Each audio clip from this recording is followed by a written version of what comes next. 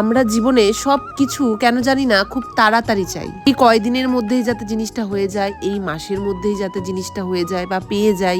কোনো কিছু অ্যাচিভ করতে এলে তার পিছনে অনেকটা সময় দিতে হয়, আর সেটা যখনই পূরণ হয় না ঠিক তখনই আমরা ভেঙে পড়ি, আমরা মন খারাপ করে ফেলি, আর এটাই ভাবতে থাকি যে আমার দ্বারা মনে হয় কিচ্ছু হবে না, আমার কপালটা খুবই খারাপ। আমাদের কোনো ডিগ্রি অ্যাচিভ করতেও কিন্তু আমরা অনেক দিন সময় লাগিয়ে দিই, কিন্তু যখনই ঠিক স্ট্রাগলের সময় আসে তখন আমরা সবসময় এটাই মনে করি যে সাকসেস এত দূরে কেন, আর এগুলো ভাবতে গিয়েই আমরা সব কিছুতে আরো দেরি করে ফেলি।